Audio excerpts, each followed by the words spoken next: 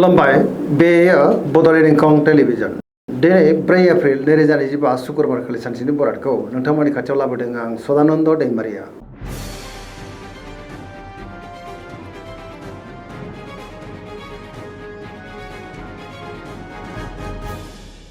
सिगां फरायनो लादों मेष राशि गिबि हांखो अ ल दिनैनि साना जोबोर मोजां जेरावबो जाफुंसारगोन। गुबुननि थाखाय दिनै गोबां मोजां खामानि मावनानै होनोबो हागोन। सुथुरखौ गोरलैयैनो फेजेननोबो हागोन। बयनिबो गोसोखौ दिनै गोरलैयैनो जै खालामनो हागोन। गोसोनि साननायफोरा दिनै मोगथाङाव जाफुंनोबो हागौ। मावलांनाय खामानिफ्रा गोरलैयैनो मावफुंजानो हागौ। बहाबा हान्थियोब्ला दिनै जोबोर मोजां आरो मोजाङैनो हान्थिनोबो हागोन। सोरबा लोगोनिफ्राय मोजां खौरां फैनोबो हागौ। रांखावरियाव मोजां होनजायो। बेफार फालांगियावबो दिनै जोबोर मोजां मुलाम्फा मोननो हागोन आरो गोबां धोन आरजिनोबो हागोन। बिमा बिफानिफ्राय अननाय आबोरखौ मोननो हागौ। सोरबा लोगोनिफ्राय हेफाजाब मोननो हागौ। गोसोनि साननायफ्रा दिनै मोगथाङाव जाफुंगोन। समाजाव बयजोंबो मान होजागोन। लाइमोनफ्रा गावबा गावनि गोसोनि साननायफोरखौ दिनै फोरमायलायनोबो हागोन। पजिटिभ एनार्जिनि गोहोम गोग्लैगोन। फरायसाफ्रा दिनै फरायनायाव गोसो दुंखांगोन आरो मोजां फिथाइ मोननोबो हागोन।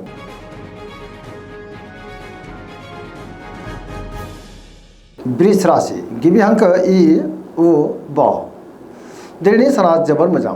गोसोखौ जोबोर गोजोननाय मोनगोन। गोसोनि बोलोआबो बांनो हागौ। मावलांनाय खामानिखौ दिनै थि समावनो आरो गोरलैयैनो मावफुंनोबो हागोन। माबा नङा मोनसे मोजां खौरां फैनोबो हागौ। गियाननि आंखाल जानाय नङा। समाजाव मान मोननो हागोन। रांखावरियाव दिनै जोबोर मोजां होनजायो। गोबां धोन आरजिनोबो हागोन आरो बेफार फालांगियावबो जोबोर मोजां मुलाम्फा मोननोबो हागोन। आयाबो बांनो हागौ। न'खराव बिसि फिसायनि गेजेराव अनलायनाय फैगोन। देहाया दिनै मोजाङैनो थागोन। सोरबा लोगोनिफ्राय थोजासे हेफाजाबबो मोननो हागौ। जायखि खामानि मावा मानो दिनै मोनफ्रोमबो खामानिखौनो गोरलैयैनो मावफुंलांनो हागोन। लोगोफोरनिफ्राय थोजासे हेफाजाब आरो अनसायनायखौ मोननो हागोन।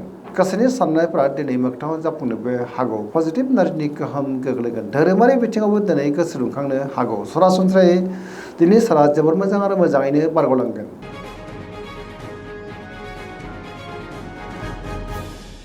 मिथुन राशि गिबि हांखो क स दिनैनि साना जोबोर मोजां। गोसोखौ जोबोर गोजोननाय मोनगोन। मोनफ्रोमबो खामानिखौनो दिनै गोरलैयैनो मावफुंलांनो हागोन। गोसोनि साननायफ्रा मोगथाङाव जाफुंनोबो हागौ। गोसोनि बोलोआ बांगोन। गावनि गोसोनि साननायफोरखौ दिनै लाइमोनफ्रा फोरमायलायनोबो हागोन। देहाया दिनै मोजाङैनो थागोन। रांखावरियाव मोजां बेफार फालांगियावबो मोजां होनजायो। समाजाव मान मोननो हागोन। पजिटिभ एनार्जिनि गोहोम गोग्लैगोन। सोरबा लोगोनिफ्राय दिनै थोजासे हेफाजाबबो मोननो हागौ। सोरजोंबा बाख्नायजानोबो हागौ। देहाया दिनै मोजाङैनो थागोन। मोनफ्रोमबो खामानियावनो दिनै जाफुंसारनो हागौ। सरासनस्रायै दिनै साना जोबोर मोजां आरो मोजाङैनो बारग'लांगोन।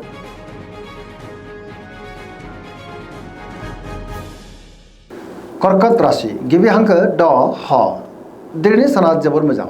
गोसोखौ जोबोर गोजोननाय मोनगोन। बहाबा हान्थिनो एबा दावबायनो खाबु मोननो हागौ आरो मोजाङैनो हान्थिनोबो हागोन। सोरबा लोगोजों बाख्नायजानोबो हागौ। गोसोआव दिनै पजिटिभ साननाय फैगोन। गावनि गोसोनि साननायफोरखौ दिनै गुबुननो फोरमायनोबो हागोन। रांखावरियाव जोबोर मोजां होनजायो। बेफार फालांगियावबो दिनै जोबोर मोजां मुलाम्फा मोननोबो हागोन। बिमा बिफानिफ्राय अननाय आबोरखौ दिनै मोननो हागौ। समाजाव लोगो लेवा बांगोन। देहाया दिनै मोजाङैनो थागोन। गुबुननिफ्राय थोजासे हेफाजाबबो मोननो हागौ। फरायसाफ्रा दिनै फरायनायाव गोसो दुंखांगोन आरो मोजां फिथाइ मोननोबो हागोन। पजिटिभ एनार्जिनि गोहोम गोग्लैगोन।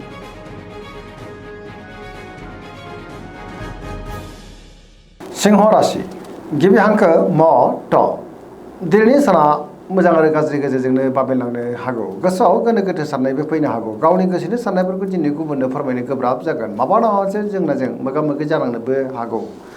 मावलांनाय खामानिखौ मावफुंनो हायोब्लाबो माबा नङा मोनसे गोरोन्थिबो जालांनो हागौ। बहाबा दावबायोब्ला दिनै लामा सामायाव सांग्रां जानांगोन। रांखावरियाव बारा मोजां नङा होनजायो। नाङा फाङा खरसाया दिनै बांनो हागौ। बेफार फालांगियावबो बारा मोजां नङा होनजायो। न'खराव अननानै फैगोन। बिदा फंबायनि हेफाजाबखौ मोननो हागोन। अब्लाबो नाथाय गुबुननि गोसोखौ बोनो गोब्राब जागोन। देहाया बारा मोजां थानाय नङा। गोबां रोखोमनि देहायारि जेंनाजों मोगा मोगि जालांनोबो हागौ। जानाय लोंनायाव दिनै सांग्रां जानांगोन आरो नेगेटिभ एनार्जिनि गोहोम गोग्लैनोबो हागौ।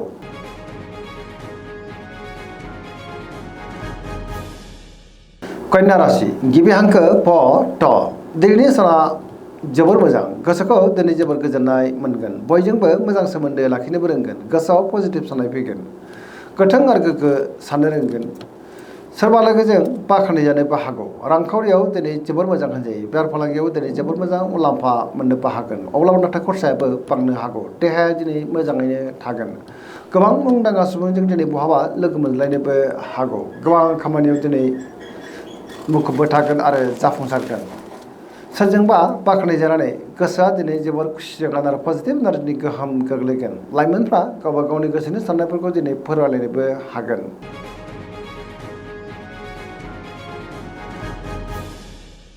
तुला राशि गिबि हांखो र ट दिनैनि साना मोजां आरो गाज्रिनि गेजेरजोंनो बाबेनलांनो हागौ गोसोआव गोनो गोथो साननायबो फैनो हागौ गावनि गोसोनि साननायफोरखौ दिनै गुबुननो फोरमायनो गोब्राब जागोन माबा नङा मोनसे जेंनाजों मोगा मोगि जानांनोबो हागौ गोसोनि साननायफ्रा मोगथाङाव जाफुङाबो जानो हागौ मावलांनाय खामानियाव माबा नङा मोनसे हेंथा फैनो हागौ देहाया दिनै मोजाङैनो थागोन अब्लाबो नाथाय जानाय लोंनायाव सांग्रां जानांगोन रांखावरियाव बारा मोजां नङा होनजायो नाङा फाङा दिनै खरसायाबो बांनो हागौ बेफार फालांगियावबो बारा मोजां नङा होनजायो गुबुननि थाखाय दिनै नाङा फाङा जेंनायाव गोग्लैनांनोबो हागौ गोदान खामानियाव आखाइ होजेननो हानाय नङा सेंग्रा सिख्लाफोरनि गोसोआ दिनै जोबोर आला खाला जागोन गावबा गावनि गोसोनि साननायफोरखौ दिनै फोरमायलायनोबो गोब्राब जानोबो हागौ आरो नेगेटिभ एनार्जिनि गोहोम गोग्लैनोबो हागौ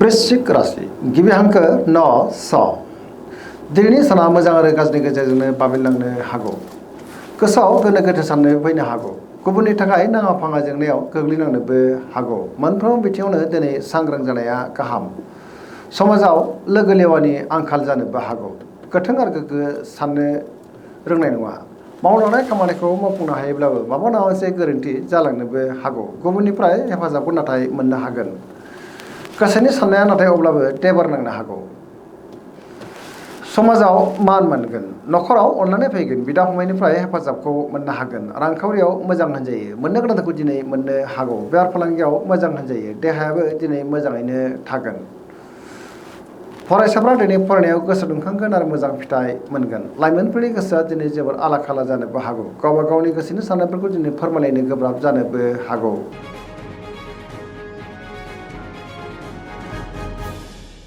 धनु राशि गिबि हांखो ढ फ भ दिनैनि साना जोबोर मोजां गोबां मोजां खाबुबो दिनै मोननो हागौ गोसोआव गोथों आरो गोग्गो साननाय फैगोन सुथुरखौ गोरलैयैनो फेजेननोबो हागोन मावलांनाय खामानिखौ थि समावनो आरो गोरलैयैनो मावफुंनो हानानै गोसोआव दिनै जोबोर गोजोननाय फैनोबो हागौ माबा नङा मोनसे मोजां खौरांबो फैनो हागौ गोसोनि साननायफोरा मोगथाङाव जाफुंगोन रांखावरियाव मोजां होनजायो बेफार फालांगियावबो दिनै जोबोर मोजां मुलाम्फा मोनगोन बहाबा हान्थिब्ला दिनै जोबोर मोजां आरो मोजाङैनो हान्थिनोबो हागोन देहाया मोजाङैनो थागोन मोनफ्रोमबो खामानिखौनो दिनै मोजाङैनो मावफुंलांनो हागोन सिगांनि बबेबा आद्रा खामानियाबो मावफुंजानो हागौ पजिटिभ एनार्जिनि गोहोम गोग्लैगोन सरासनस्रायै दिनै साना जोबोर मोजां आरो मोजाङैनो बारग'लांगोन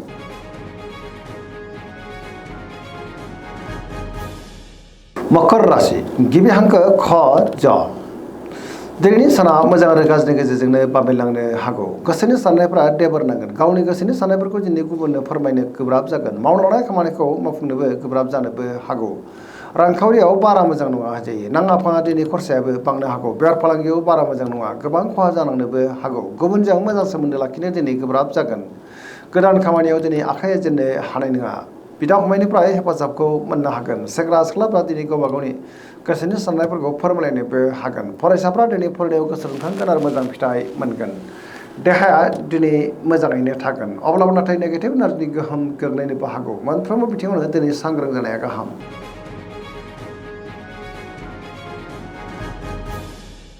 कुम्भ राशि गिबि हांखो ग स दिनैनि साना मोजां आरो गाज्रिनि गेजेरजोंनो बाबेनलांनो हागौ गोसोआव गोनो गोथो साननायबो फैनो हागौ गावनि गोसोनि साननायफोरखौ दिनै गुबुननो फोरमायनो गोब्राब जागोन माबा नङा मोनसे जेंनाजों मोगा मोगि जानांनानै गोसोआव मानिबा उनदाहाबो फैनो हागौ समाजाव मानहानि जानांनोबो हागौ मोनफ्रोमबो बिथिङावनो दिनै सांग्रां जानाया गाहाम गोबां मुंदांखा सुबुंजों दिनै बहाबा लोगो मोनलायनोबो हागौ रांखावरियाव मोजां होनजायो बेफार फालांगियावबो मोजां होनजायो देहाया नाथाय बारा मोजां थानाय नङा गोबां रोखोमनि देहायारि जेंनाजों मोगा मोगि जानांनोबो हागौ मोनफ्रोमबो बिथिङावनो दिनै सांग्रां जानाया गाहाम बिमा बिफानिफ्राय अननायफोरखौ मोननो हागोन फरायसाफ्रा दिनै फरायनायाव गोसो दुंखांगोन आरो मोजां फिथाइ मोनगोन अब्लाबो नाथाय नेगेटिभ एनार्जि गोहोमबो गोग्लैनो हागौ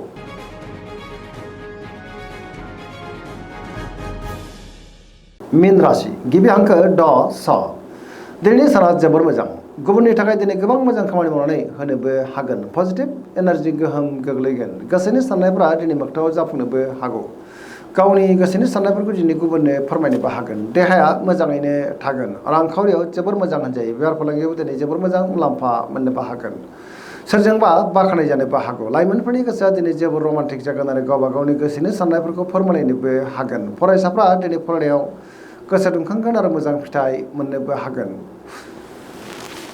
सरासनस्रायै दिनै साना जोबोर मोजां आरो मोजाङैनो बारग'लांगोन दिनैनि राशि फरायनाया एसेनोसै जोबनायाव बेखौनो खावलायो जाहाथे नोंथांमोना सानफ्रामबो जोंनि बे बड'लेण्ड इंखं टेलिभिजनखौ नायबाय थायो आरो साबस्क्राइब खालामो लोगोसे लाइक खालामो आरो शेयार खालामो एसेनोसै गोजोन्थों।